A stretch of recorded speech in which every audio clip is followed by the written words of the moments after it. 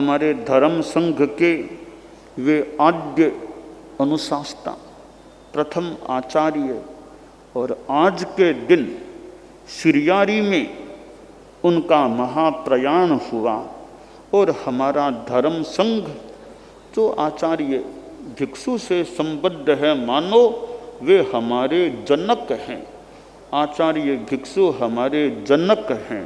प्रथम यानी सारा एक प्रारंभ करने में जिनका योगदान है।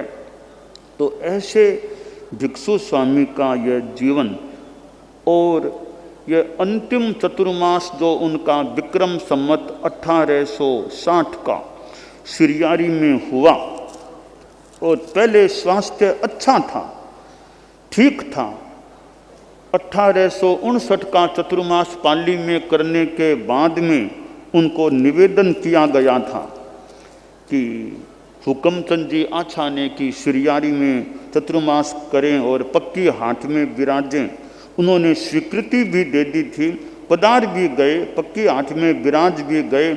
7 थाना से चतुर्मास शुरू हुआ और कहते हैं 981 घर ओस वालों के थे, उनमें 781 घर तेरापंथी थे। बहुत इतना बड़ा क्षेत्र था तेरापंथ का। और स्वामी जी की 77 वर्षों की उम्र और शरीर काफी निरोग था। चाल भी यूँ तेज रहती थी। श्रावण पूर्णिमा तक तो खुद गोचरी करते थे। तो लगता है थोड़ा उनमें स्वावलंबिता रही होगी, स्वावलंबी वृत्ति, खुद काम करना, गोचरी करना। बाकी तो समय समय की बात है।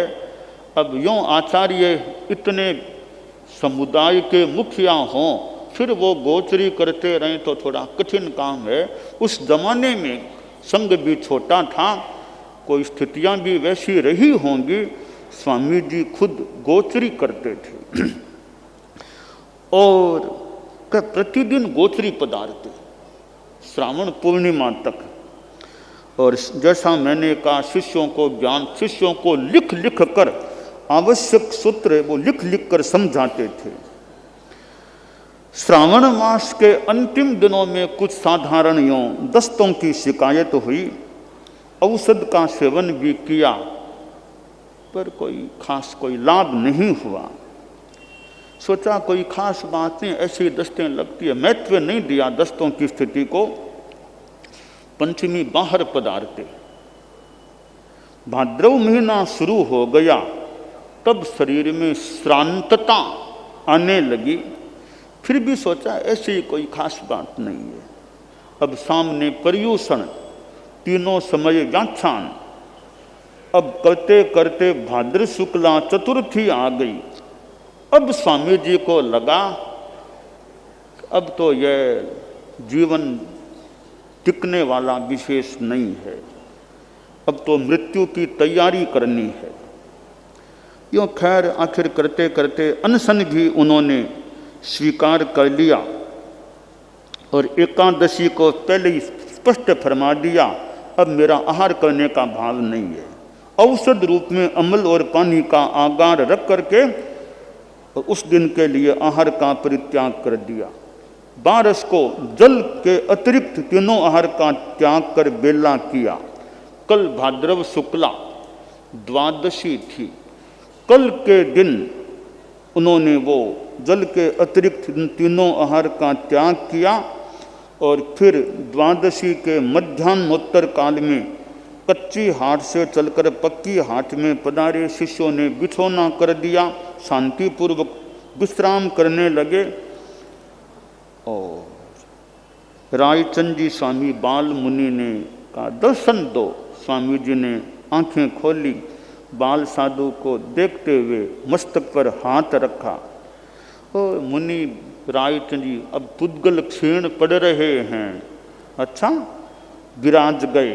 तत्काल बुलाया, भारमल जी, खेतसी जी बुलाया, याद फरमाया, वे आ गए और कहा अब तो आजीवन अनशन का निश्चय कर लिया है। तो यूँ 12 को उन्होंने फिर अपनी तत्काल नमोत्थुणम के पाठ से वंदन कर अरहतों सिद्धों को यावत जीवन के लिए तीनों आहारों का त्याग कर दिया। संतों ने कहा अमल का तो आगार रख लेते। स्वामी जी ने फरमाया अब कौन सी शरीर की रक्षा करनी है, अब क्या अमल का आगार रखना है। तो जब संथारा लिया तब 2 घड़ी 48 मिनट दिन शेष था। रात्रि में युवाचार्य से कहा व्याख्यान दो, भारत से व्याख्यान दो। उन्होंने धर्मोपदेश दिया। कहा स्वामी जी ने भी सुना। अब मेला सा लग गया सिरियारी में। अब स्वामी जी के अंतिम दर्शन का समय है। और फिर खैर स्वामी जी ने तेरस को कहा साधु आ रहे हैं, साधियाँ आ रही है, सामने जाओ। तो लगा शायद अवधि ज्ञान स्वामी जी को हुआ हो। और फरमाने के बाद थोड़ी ही देर में एक मूर्त भी नहीं हुआ। बेनी राम जी और कुशलो जी संत पाली से आ गए। एक मुहूर्त पश्चात 3 साध्वियाँ बक्तू जी, झोमा जी, डाहा जी भी पहुँच गई, खैरवा से आ गई। खेत से स्वामी का अनुमान था कि स्वामी जी को अवधि ज्ञान हुआ लगता है, निश्चय में तो केवल ही जाने।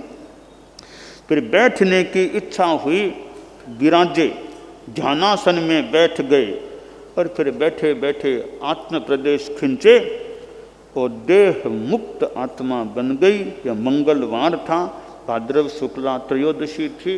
और यों आज के दिन स्वामी जी का महाप्रयाण, महाप्रस्थान सिरियारी में हो गया था। तो हमारे धर्म संघ के वे प्रथम अनुशास्ता, प्रथम आचार्य, और आज के दिन वो हमसे विदा हो गए थे, संघ से विदा हो गए थे, यानी मानो अदृश्य हो गए, कुछ भी कह दें, देवलोक हो गए, काल धर्म को प्राप्त हो गए, जो भी उचित हो वो कह सकते हैं। पर उनके पीछे भारमल जी स्वामी हमको आचार्य के रूप में मिले। और भारमल जी स्वामी का कोई पट्टोत्सव प्रोग्राम तो हुआ नहीं, बस आचार्य हो गए। स्वामी जी पधारे और भारमल स्वामी आचार्य बन गए। यूँ फिर हमारे धर्म संघ की यह परंपरा आगे बढ़ती हुई आ रही है। और अतीत में आचार्यों का 1 दशक संपन्न हो गया है।